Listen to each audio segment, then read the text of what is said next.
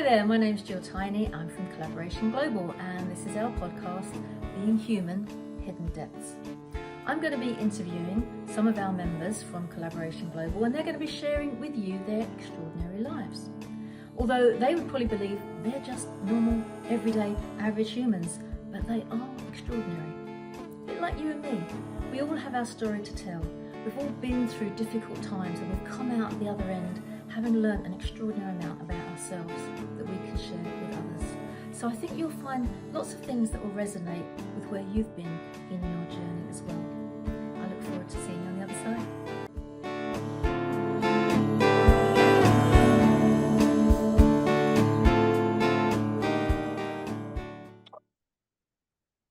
Hi there, and welcome to Being Human, Hidden Depths. I've lost track of what episode we're at. We're just ongoing, having fun, enjoying ourselves at Collaboration Global. If you haven't heard this before, my name is Gill Tiney. I love having good conversations with fascinating people. And generally, we have fascinating conversations with our members at Collaboration Global, and that's the vehicle of us showing off our very clever peeps. Once in a while, you come across a person that just hits that spot.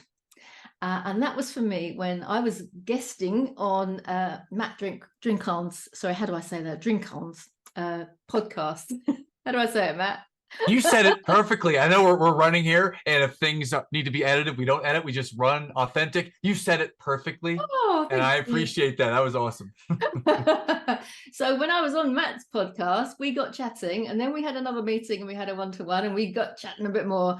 Oh my goodness, when you meet a human being and you're on the same page, even though we're different ages, we have different life skills, we have different experiences, but we're coming from the same home, the same place, even though we're on different sides of the Atlantic. So I couldn't resist being cheeky and saying, do you want to come onto our podcast? Because I think our audience are going to love what you have to say. So welcome, Matt. Lovely to have you here. Oh, it is a real pleasure, a sincere pleasure to be here. So thank you, Jill. I'm ready to dive in and go anywhere you want to go today. Let's do it. Well, first and foremost, this is one of the things that connected us. When I saw that you had a podcast about being an optimist, where did that name come from? Because that's what I get accused of being, like it's a bad thing. And I'm being told you're such a Pollyanna, you should be a realist. And I get, why? Why have I got to be a realist? Where did the title for your podcast come from? And by the way, if anyone's listening, go listen to it and subscribe because it's very good. Well, thank you very much. And I appreciate that, Jill. And I would say this, the title of the podcast is The Eternal Optimist Podcast. And I had Jill on. It was amazing to meet Jill there. And where did it come from, you say? Well, it came from, this is my overwhelming sense of who I am, how I've always been an eternal optimist. And you say Pollyanna. I remember we talked about that when you were on my show, that people consider eternal optimist or optimist to be Pollyanna people. Well, Pollyanna to me means kind of maybe soft and maybe even easy to take advantage of. It just doesn't sound like there's tremendous strength there. And there could be nothing farther from the truth. An eternal optimist is someone who sees the positive in the moment. And the eternal part of it is they are constantly always learning, always expanding, always figuring out how to take whatever hand they're dealt and do more with it. So I would challenge those who say that we're always Pollyanna. I don't know about that. I'm pretty darn competitive, and I've got a bunch of trophies and a bunch of awards that say I'm special, that would say that we're pretty competitive and that we've done, some pretty amazing things. But, eternal optimism, it came from, I got to go way back and just thank, I hit the lottery here. My mom and dad, they always said, we believe in you, you can do it. And that just stuck. So I really lucked out and had a support system growing up. So that would be, the positive side of it. Now, people are probably thinking right now, wait a second, that sounds great. We're listening to a guy who lucked out and had this great, easy upbringing. Well, there was some challenge to that too, because the eternal optimist is not someone who just had everything handed to them. It's someone who had to go through some types of trials and tribulations and to get to that point. And I'd love to figure where should we start? To help inspire and help serve your audience today. Where would be a good place for us to share, Joe? Well, the thing is, I think You're exactly right. People look at the outside and they're, oh, it's all right for you. I remember somebody saying that to me. It's like, oh, it's all right for you. You get up in front of everybody and you talk. But I'm an introvert, so I can't do that. And it's this huge block and this huge assumption that Gill's always been able to stand up on stage and speak. That's an example of, like, people look at the outside and they don't actually see all the stuff that's gone on beforehand. I don't know how you spell that word, by the way. Yes. I wonder if you could tell people some of your trials and tribulations that you've had to, because your mindset and your heart set, which is what I love about you, is your heart is huge. You've been challenged over your life, haven't you? You've had some difficult times. Maybe you can share one of those stories.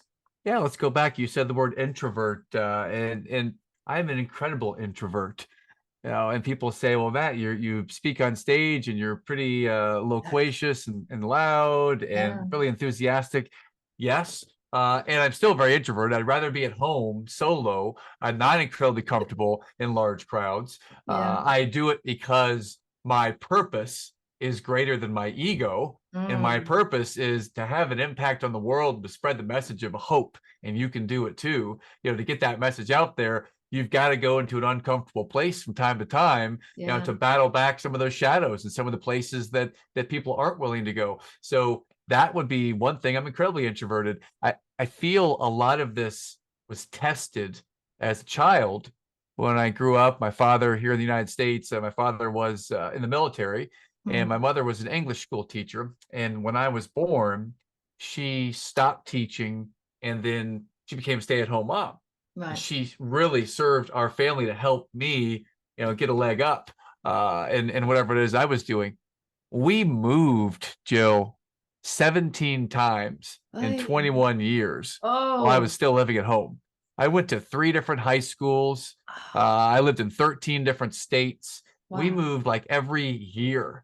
And it's amazing. People say that they live in the same town their whole life. They have these roots. Yeah, well, my roots, I don't know what that means, really. The roots that I have are the roots that our family is making right now. Because growing up, we moved constantly, and the life of a child, when you're moving all the time, some might say that's a little bit chaotic. Maybe it is, maybe it isn't. For us, that was challenging, especially the last 5 moves. So imagine this, if you will, my friends out there.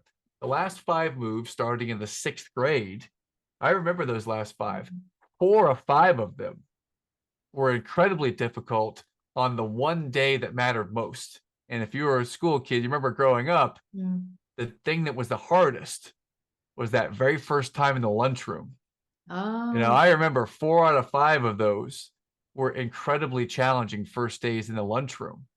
Wow. One of them was so challenging. I remember going all the way back to when I moved in 7th grade to upstate New York, in the state of New York in the United States, that I remember grabbing my tray and going to sit down. And I'm looking in the lunchroom, I'm looking for, where are the basketball players? Where are the nerds? Because I'm a sports person and I'm a nerd, and I can fit in with both of those very well. I wanted to go to the basketball table because I kind of wanted to be popular. At 7th grade, that's the kind of time in your life when you're 13, you want to start to, be cool and popular. So I'm trying to look for my sports friends, and I see a table who look like they're basketball players. I go to sit down, and as I'm sitting down, a person who's sitting right in the seat next to me, his name was Steve. I'll always remember this. He said, "You can't sit here." Right.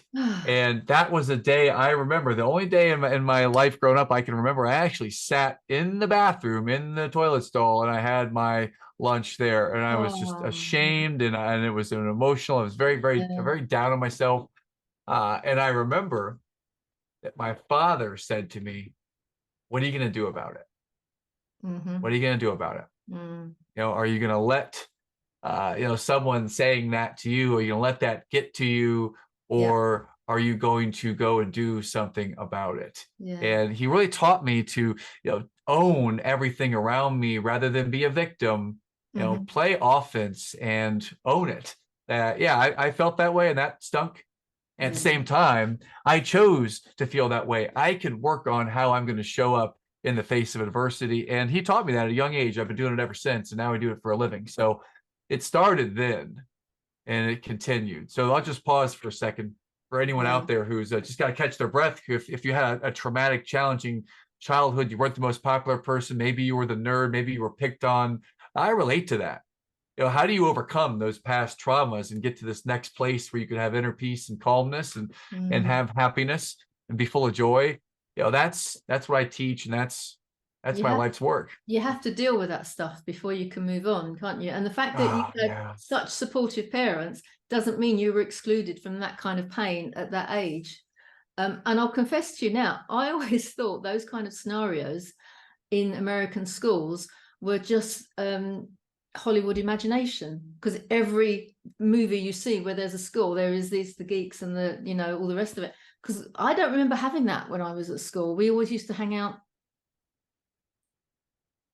Maybe it's because I was in the class with the naughty kids, and because I was one of them, as in I wasn't a naughty kid, but I was in that class, I was protected by the bullies. Wouldn't let anyone bully their people, if you see what I mean. Oh yeah.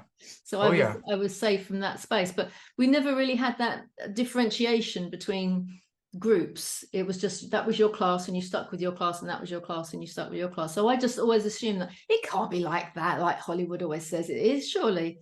And you've just told me very sadly that it was. And as a kid moving around a lot, oh wow. Has your dad ever said sorry for keep changing because he had to keep moving you around? I feel there could have been a sorry if there was something to apologize for. I mean, I was all on board. I mean, I remember the first time this ever happened, we moved in the second grade. And I remember that my dad said to me that, we're moving, my career, this happened, I got a promotion.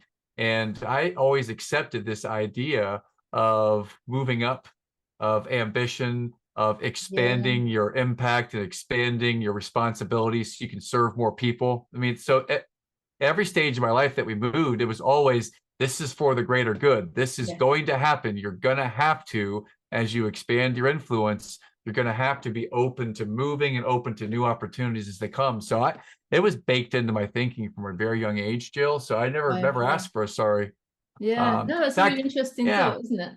Well, I think about you say sorry nowadays. I mean, I know I say sorry frequently whenever I make a mistake. I want to own it quickly and publicly, and I'm sorry. I don't have the need anymore to hear I'm sorry from people the way I may have wanted to back in the past. Yeah, I don't know if people need to say sorry, because it's not going to impact this radiance or this positivity now, and that's a lot of work to get to that point. But if you're someone out there and you're waiting for someone else to say sorry before you can move on, then some of that trauma or some of that challenge, some of that anger we're holding inside of us. And I would ask you, is it serving a purpose to betterment or to hold you back? Is it serving you in your mission and where you're going? One of the reasons I love you and I love your show and everything that's been really positive in our connection is that you are driven by a greater purpose. And if your audience is driven by a greater purpose, then I'd ask you, the things that troubled you in the past, are they serving a purpose, or are they holding you back? What might happen in your world if you learn how to let go of some of those things and clear out that blocked negative energy? Would that be able to help you elevate towards your purpose and towards your impact even more at a faster rate? And the answer that I've discovered is yes. Absolutely. When you're able to let go and learn how to let go. Not always easy. It is possible. It is possible. Exactly. It isn't always easy, is it? I think it's that difference between expecting, wanting, deserving, feeling that it was owed to you to have that sorry, and to be able to go, you know what? It's okay. I forgive them anyway. And then you can release it and you can let it go. And and I look at stuff that's happened to me over the years. And everyone's like, oh, yes, you should go and get closure. No, I'm good. I don't need to have that final, piece of the puzzle where it is about me forgiving them for the scenario and the situation that happened, and understanding where they were coming from as well, and going, do you know what? It was a time and a place and that happened, and let's move on. Let's not hang on to something that, as you say, is like this dead lead weight holding you down and stopping you from achieving your full potential. To stay on this for one moment, this idea of hearing a sorry from someone, I think there's two places the mind might go here.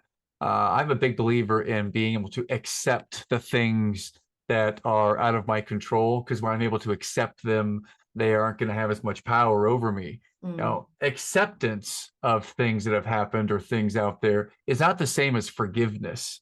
mm, If there's someone that has wronged you, I can accept that I've been wronged, that I can move forward that and let go of it. That doesn't mean necessarily that I'm going to forget or I'm going to necessarily forgive right away. Right. I just want to put out there that forgiveness and acceptance are two different things. You don't have to have both of them if you've been wronged. There is something that's stuck inside of you and lodged in there that's a blocker of your energy in some way, shape, or form. So if you want to get rid of that block of energy, forgiveness could be a path. mm-hmm. I've always chosen to go with acceptance. I accept that I'm not going to be able to control that happened in the past. Therefore, Yeah, I'm willing to move forward. yeah. It's not going to have any more power over me. There's that phrase, isn't it? It is what it is, and it's like, it is what it Yeah, is. Exactly. And then you can move on. For that's me, right. situations, to me, that's acceptance of it is what it is.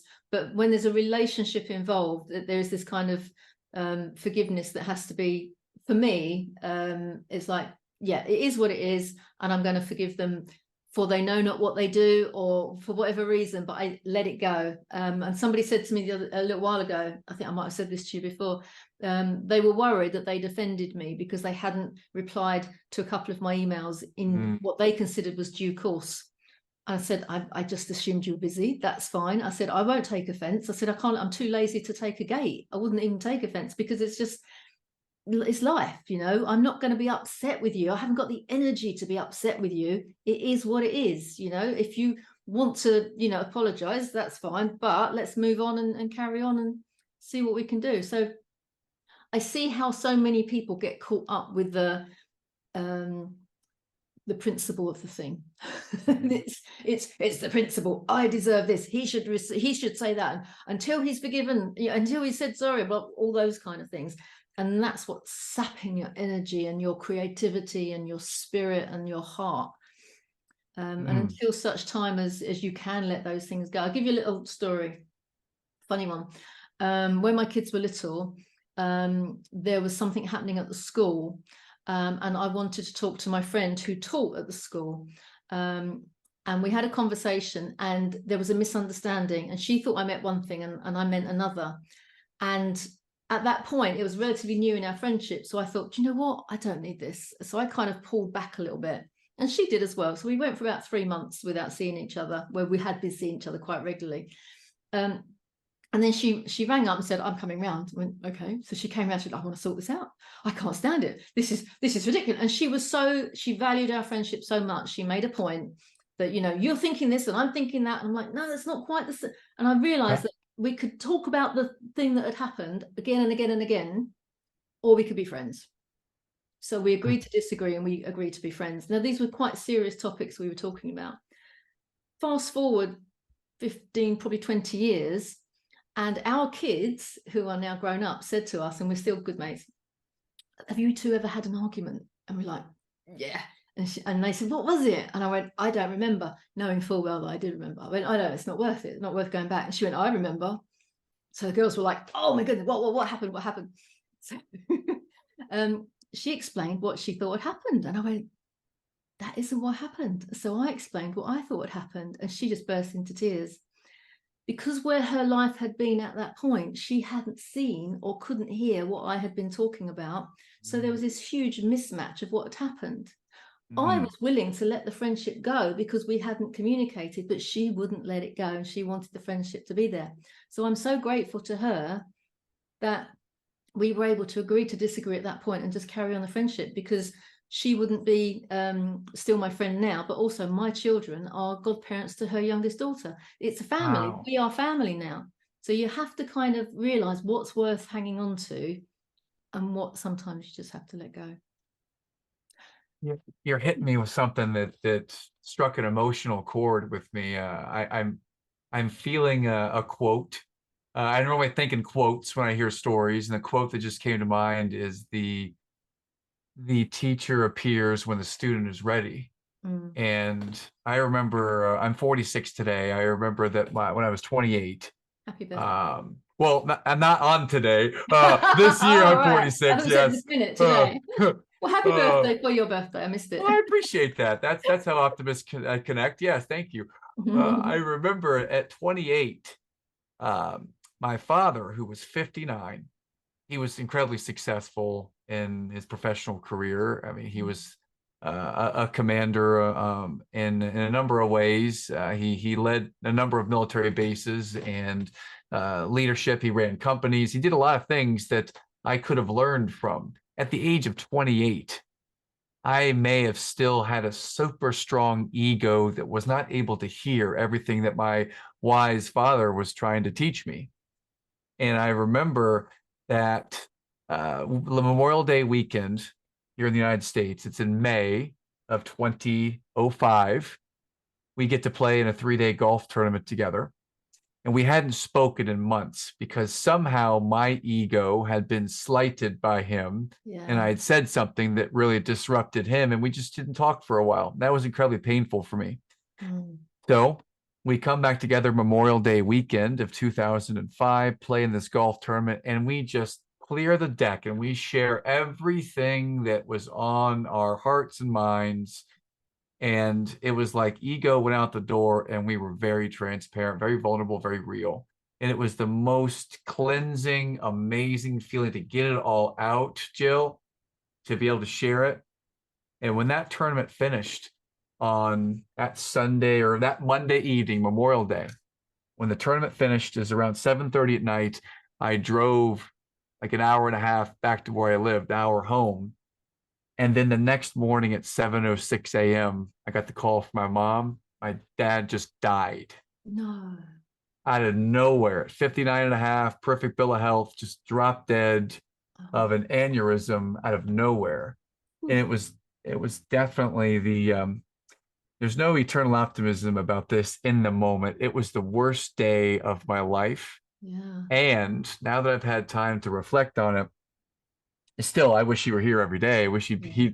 he'd be a great girl granddad. Mm. uh, the thing that's the eternal optimist finds so fulfilling about that last interaction is that we got it off our chest. And I feel I'd be a different person if I was not able to clear the decks with my father before he passed. So my pleading to your audience out there, Mm. this is going to be a difficult ask and a difficult challenge. But if you feel that there is some unresolved business with someone in your family, with someone that's been a close friend, that it's been frayed at the edges, I would challenge you to do what Simon Sinek, one of the big optimists in the United States, would say is leaders go first. Leaders eat last. I mean, leaders they go and they take care of this. So I would challenge you to go first and do your best to clear the deck, Yeah. and forgive what might need to be forgiven or accept it and have the conversation. Either way, I would challenge you to go and do that. Just imagine if everyone in the whole world at the same time went and forgave or accepted the things of the past and were able to move forward. That would be a tremendous ball of energy that happened all at once. And that would change the face of our history as a human species. So I would challenge us to go out there, dear listener, and clear the deck with someone out there that you have a tough time with right now. That's what came to mind. Yeah, I think that's amazing. And also, it doesn't matter whether you are the so-called grown-up, i.e. the parent or the child, just be the grown-up, wherever you are. And there is no thing that a parent can do that isn't forgivable, I think, and vice versa. I remember my daughter saying to me once, Mummy, she was about 11, I think, what would I have to do to disappoint you? What's the sort of thing that would be disappointing? I said, look, you can't disappoint me, hun. That's it. I said, even if you came and told me you'd murdered somebody, I would probably say they deserved it. It wouldn't be right, and you'd still have to go to prison, but I'm on your side, and I'm always on your side. But if you don't stand up for yourself, if you get walked over, then I would be disappointed. You be your own person and you be strong for you, and you know what you believe in, and don't let anyone push you around. And it's like this 11-year-old going, oh, okay, so I can murder someone, but I can't be pushed. That's okay. You can see her brain working on it. But it is that, you have to be the grown-up sometimes, and you have to go to that person, and whether it's just ask for forgiveness or say sorry or just get the relationship back. You've only got one set of parents. Yeah. So hard sometimes. Yeah. And I have an 8, a 6, and a 4-year-old girls right now, and it's so difficult. Here's the challenge that some of you might be facing out there if you're parents. Maybe this even happens with employees in your company. But if you're a parent, just consider this: that you've got a young child, and they're 3 to 6 years old. Am I being the adult and modeling, strong leadership when I'm allowing myself to lose control and get angry at a 3-year-old who doesn't understand what disrespecting the parent by not sitting at the dinner table is? Doesn't understand. They're the big ball of emotions. They don't understand that when they're in the car and they don't get their way, they just start screaming for what would appear to be no reason. That when you yell back at them, you're modeling for them emotional intelligence. This is what it looks like when you're 40 something or 30 something, and you are modeling emotional intelligence by screaming at the top of your lungs at your kids, right? Or, hey, here's a big candy bar. Just go and bury it with food over there. Or here, just take the TV and just watch that if you're at the end of your wit's end. I mean, these are all things that we model. And I don't say anything with judgment, Jill. No, we've all been there. I've been to those places. I can share this, though, that Yeah. if the teacher is our kids, are you ready to be a student? Are you ready to learn how to really model, emotional intelligence and model how strong leadership looks? Because your 3 to 5-year-old are going to test you more than a lot of other things are going to test you with that patience and with that working through some of those angry emotions, which is why I joined a group called the Front Row Dads. I was just Back in the ask day. about that. Yeah. Yeah. One of my favorite groups. I mean, I believe in what Tony Robbins, Deepak Chopra, what the people say about you're the sum average of the 5 people you spend the most time with. I spend time and really am careful to curate the environment I'm around, because I know that to be true. So I'm with the Front Row Dads, who are businessmen with families. Scratch that. We are family men with businesses. Yes. Because if family is really the most important thing to you, does your calendar say that? If your business and driving purpose is the most thing important to you, if I were to look at your Outlook calendar right now, does it really show that? What does your calendar reflect about your values, your purpose, your drive? Does it reflect family? Does it reflect you're really driven to make this impact in the world? Or is that just cover, for something else? Again, no judgment for what it might be. I challenge you, listener, to check out your calendar and check out what really matters most. Yeah, that is so true. That is so true. Another thing that always makes me laugh is when one of the parents say, oh yeah, I've got to babysit tomorrow. It's like if they're not the main carer, and then they end up like half a day or whatever looking after the babies, and they go, yeah, I've got to babysit. And they're like, don't you mean parent? They're your children. You're not babysitting your children. They are. Yes. Yeah. I want to say you mean you get to parent, you get to babysit tomorrow. So all of these things that we just shared, I'm 100% with you. And at the same time, it's summertime right now in the US. The kids are home right now. They could come in any moment now. They could jump into my office and they could cause a tornado. And I know what that's like. What that's like when you're watching the kids all day long, you're parenting, and it's not always perfect plan here. We're going to do this. We're going to do this. They go and bounce all over the place, and getting used to that in itself can be a challenge. So I'm with you. I understand the challenge of, just chaos and moving all over the place with the kids.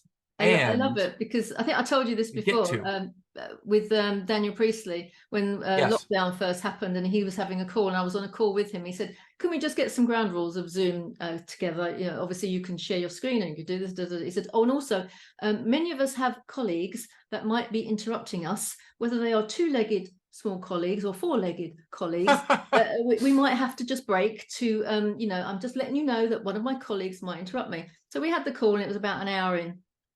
And then all of a sudden we heard this little daddy, and he was like, excuse me one moment, my colleague needs me. And he kind of disappeared off, but you could still hear what was going on. It's like, Daddy, I've done a picture for you. What do you think? And he's like, oh, darling, that's so lovely. I really like that. I like that color. That's beautiful. But do you know what? Daddy's on a call at the moment. I'm going to be 5 more minutes. Go and see Mummy, and then I'll come and I'll really have a good look at that picture. But I think that's beautiful. Thank you so much. And he was doing this, and there was about 6 of us on the call, and the women just went, oh, it's so lovely. And I like you. When he came back, I said, look, no matter what we were talking about, you just won yourself 6 long-term fans just because you did that. You could have just said, I'm busy, get out, but you didn't. You gave your child a whole minute of your time when you were at work. I said, and that stays in my mind now. Look, I'm talking about it now, sort of 3 years later.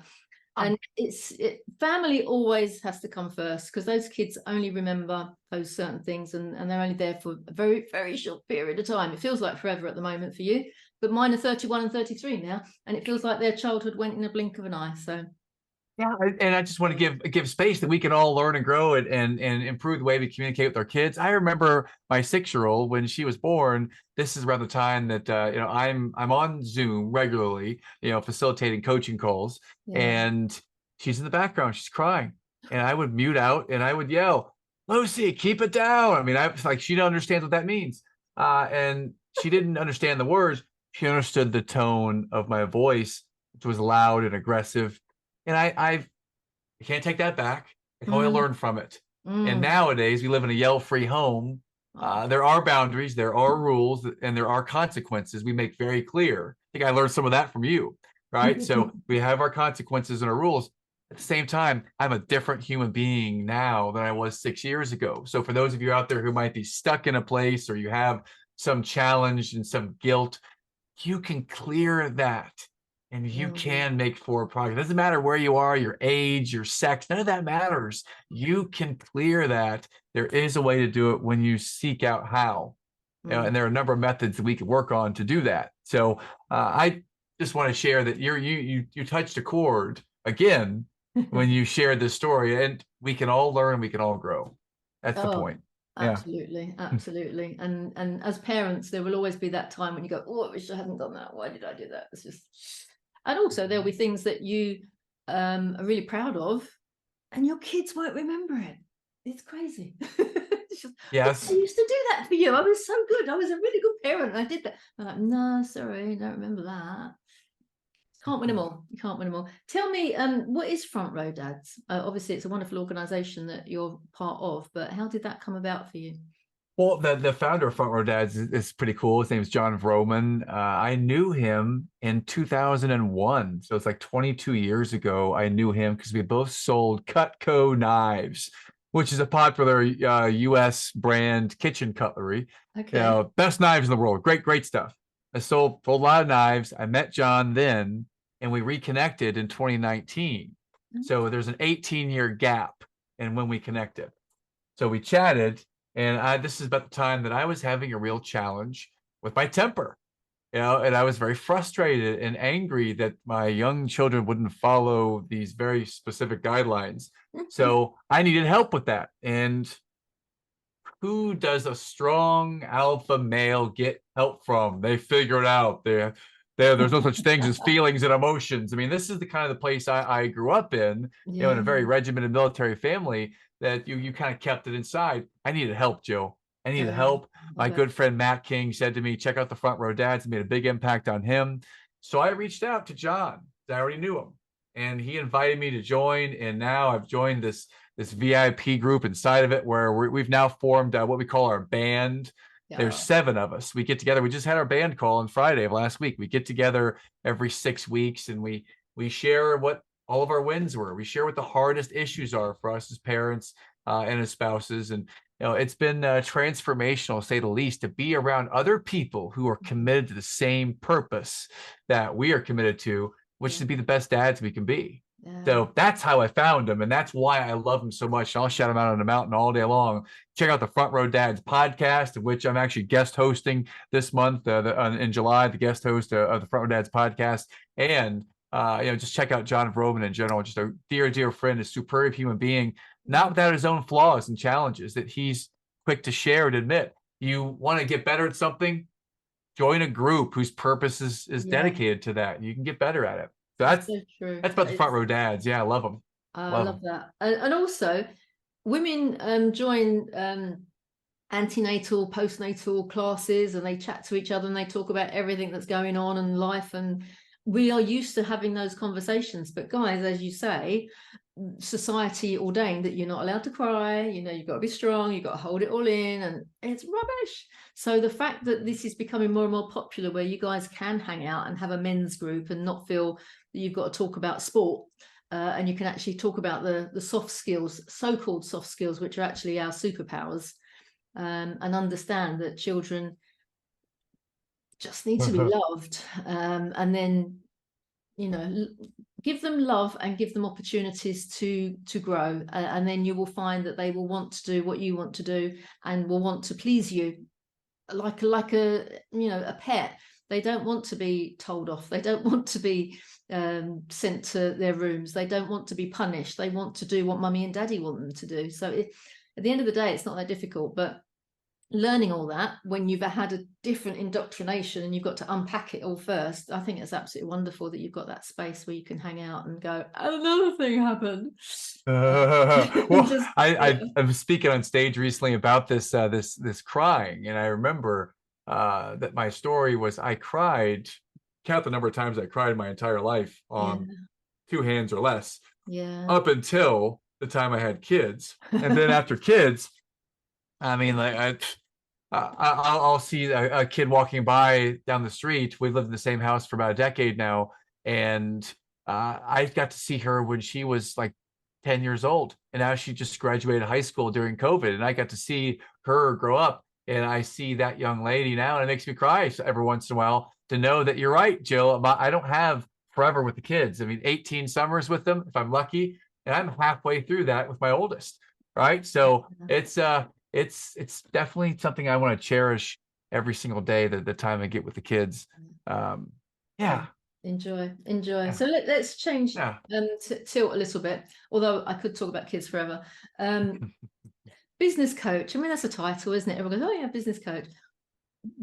What sort of business coach are you? I remember when I met my old business partner, we were both business coaches, and I was warned off talking to him because he was my competition and he might steal my clients. And I'm like, no, he's a business coach. I want to go talk to him. So now we are 2 business coaches sitting together having a conversation.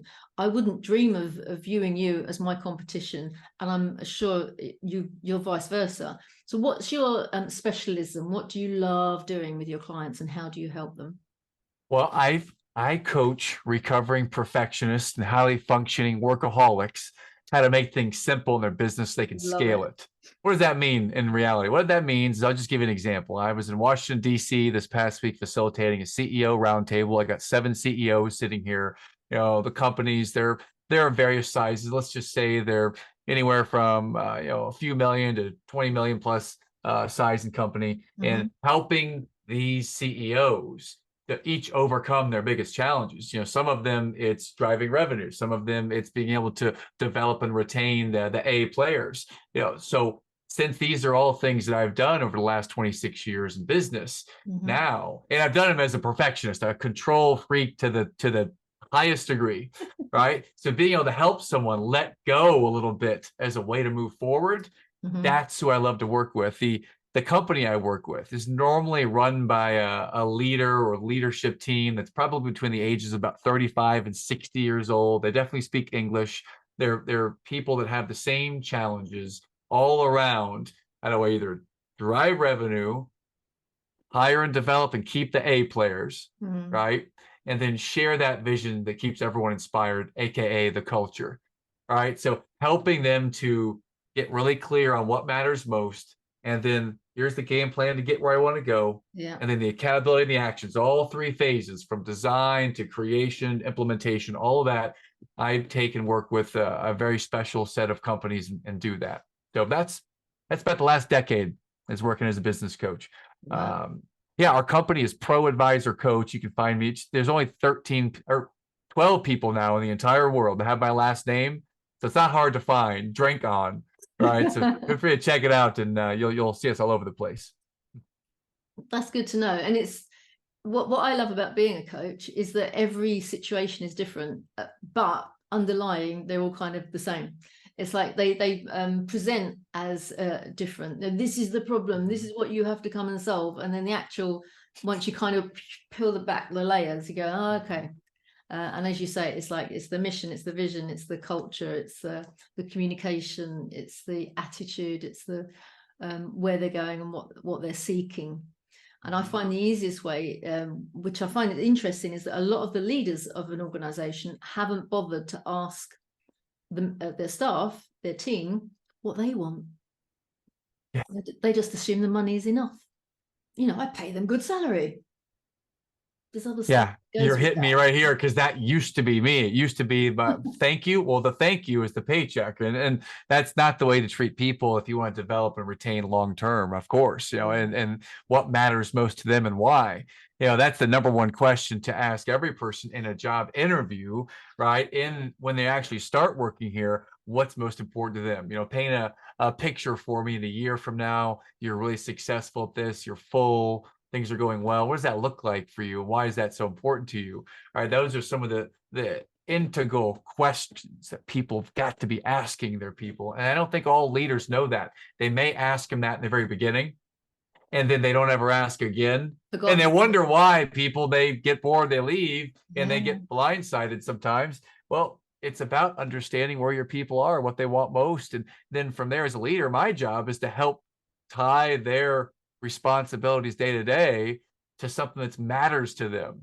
You know, and if I can do that really well, then our company grows and thrives. And I teach people how to do that. So that's what I love to do every day, is to help leaders take their vision and turn it into a reality through their people. That's exciting, man. That's getting to impact people every day. It's a gift, isn't it? Yeah, it is a gift when people can give you that permission to kind of go, right, let's start. How do we do this? What are we? And they are in your hands, and you're like, okay, I know what I'm doing here. Let's get on with it.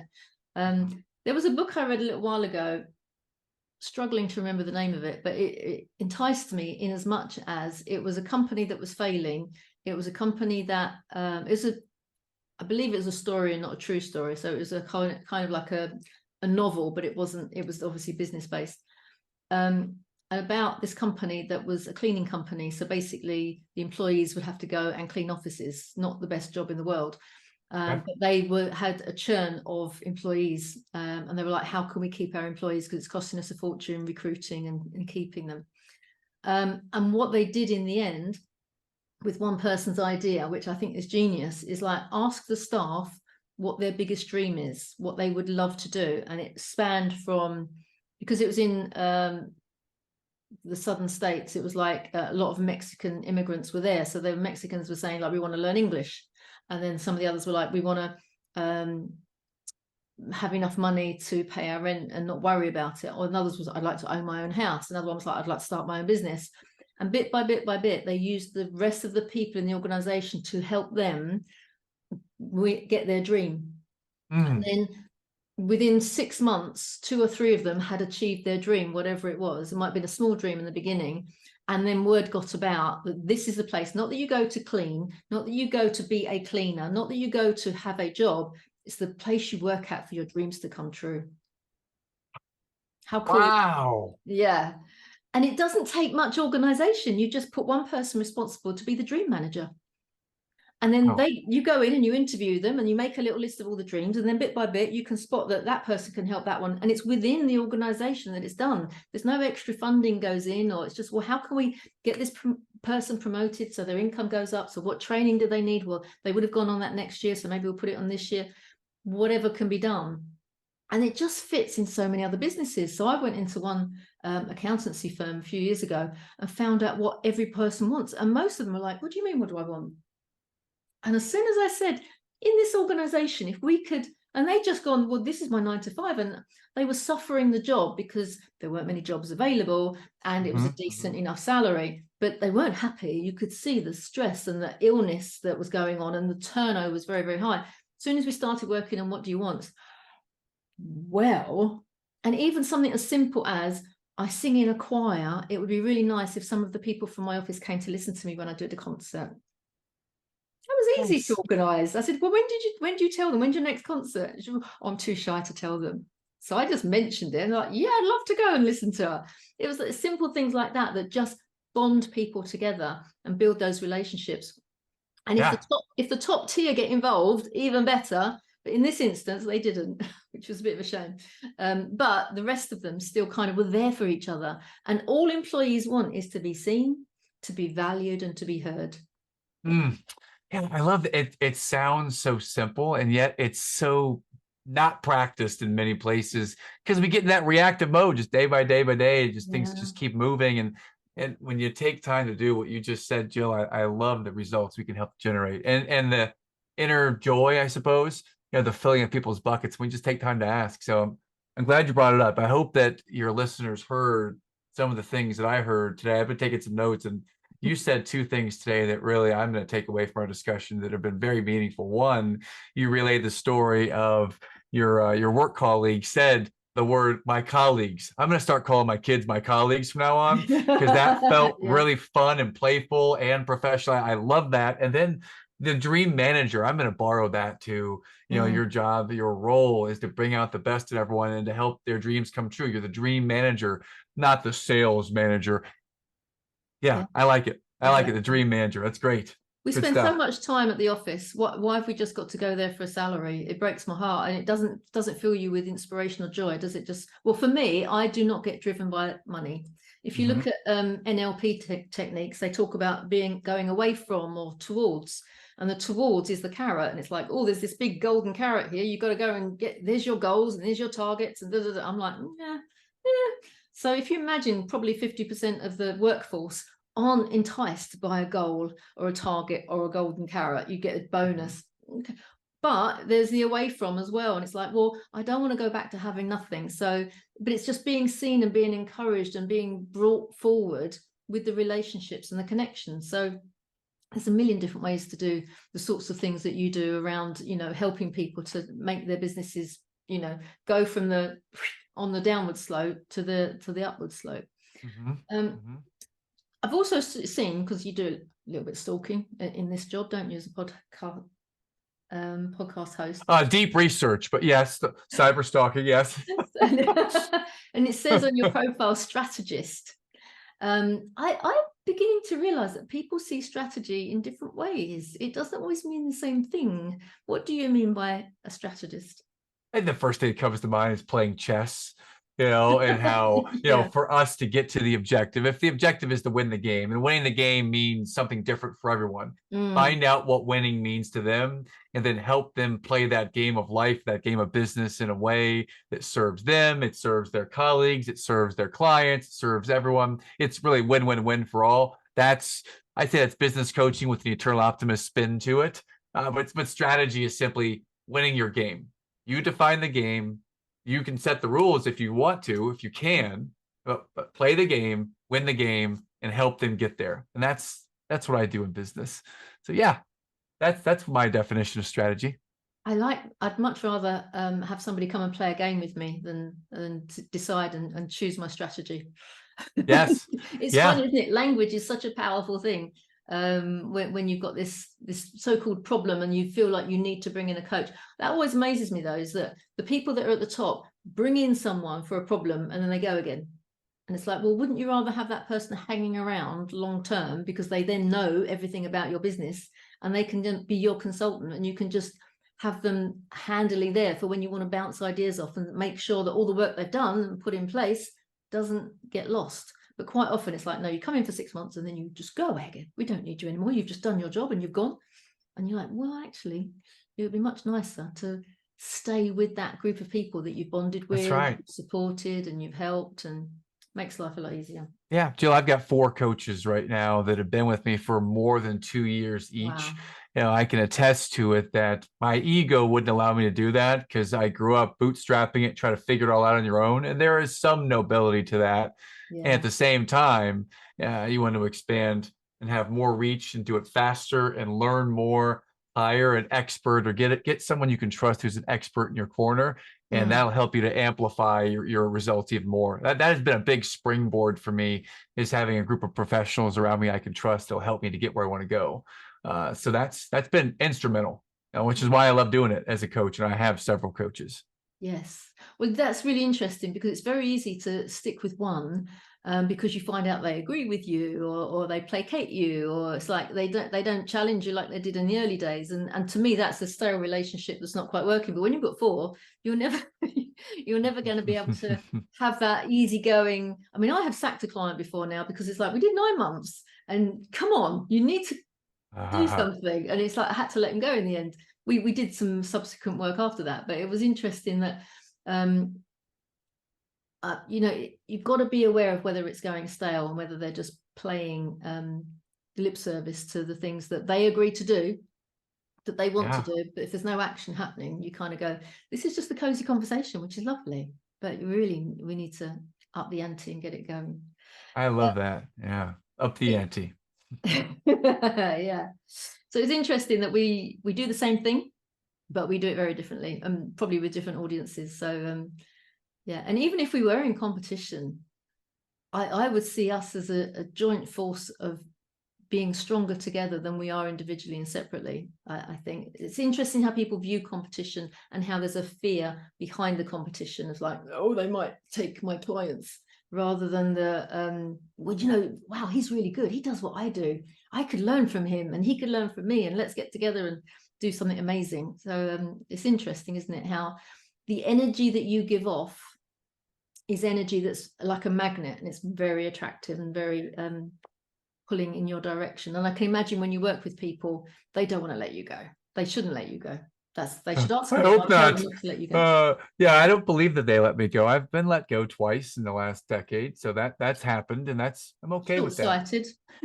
Yeah, I'm okay with that, because every challenging scenario brings with it the opportunity on the other side of the coin to learn something. So I learned from those examples. Yeah. So yeah, I'm totally okay with it. And I don't view us as competition. We're both in the same business to help people to give their best or to learn something or to take it where they want to take it. We're definitely not competitors. No. We are playing offense for the human race, to help us get somewhere. So let's embrace it. Let's do it together.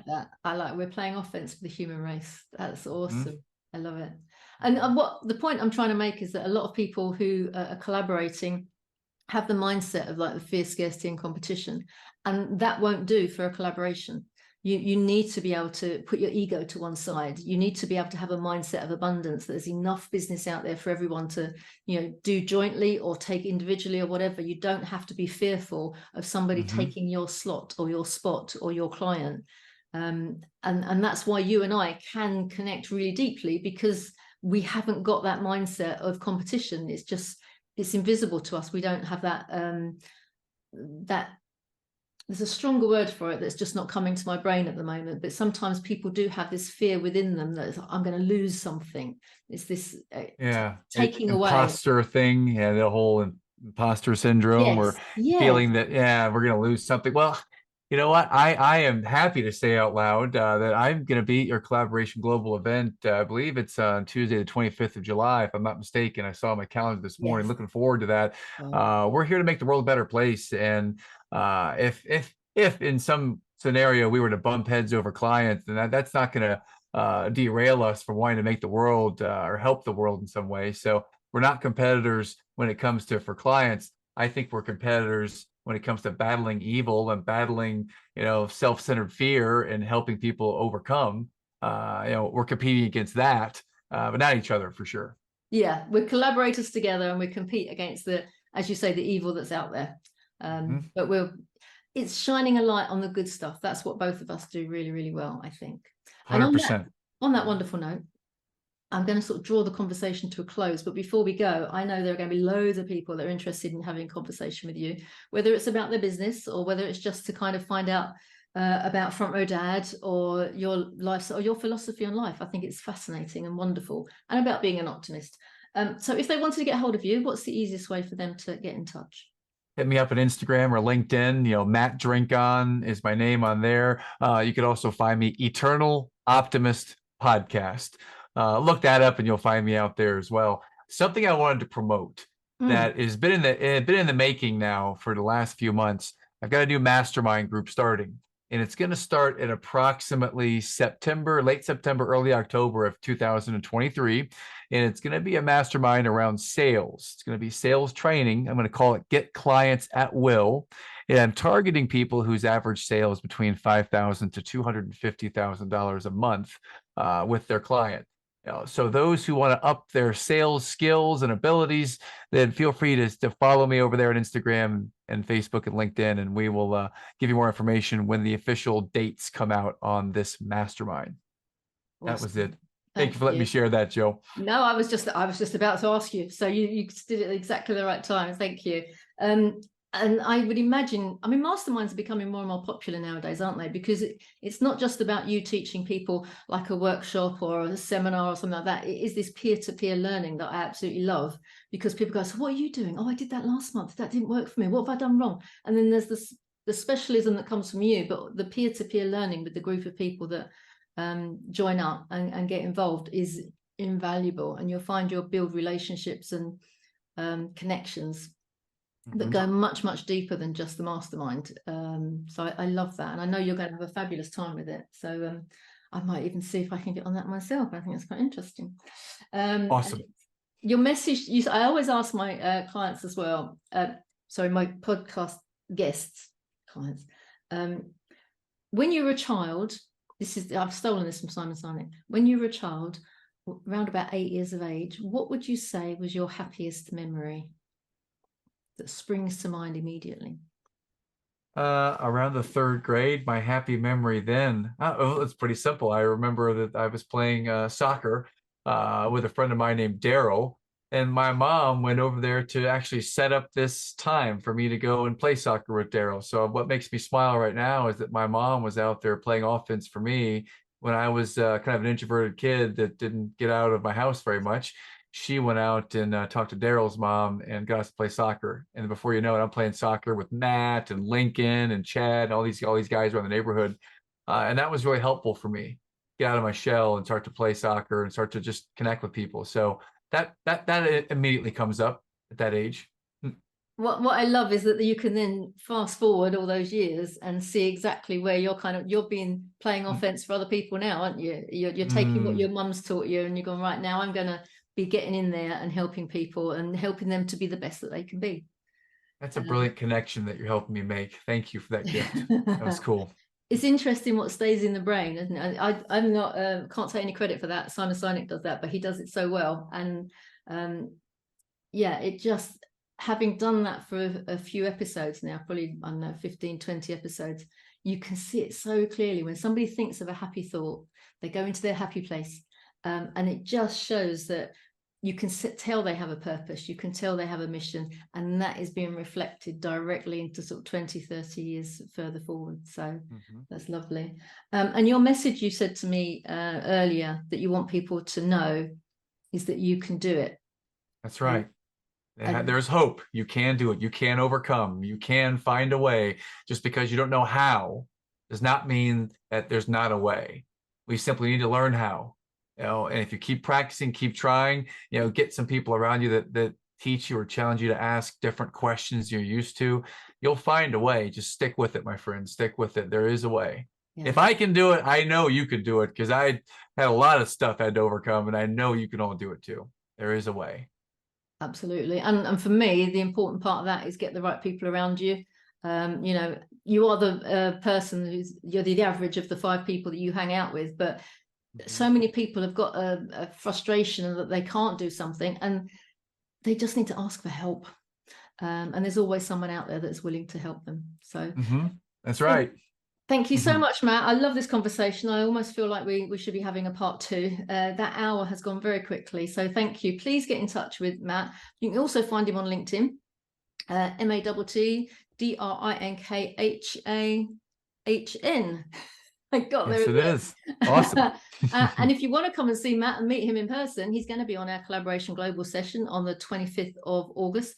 If you're in and around London, we are having it live in London. But if, like Matt, you're over the other side of the pond or anywhere else on the planet, you can still join us. It's going to be a hybrid session. We'll still be going live online 3 till 5 p.m. BST British summertime on the 25th of July. And you can meet Matt and have a chat with him and tell him what you thought of the podcast. Awesome. So look forward to seeing everybody soon. Thank you again, Matt. It's been an absolute joy. My pleasure. Thank you. Take care.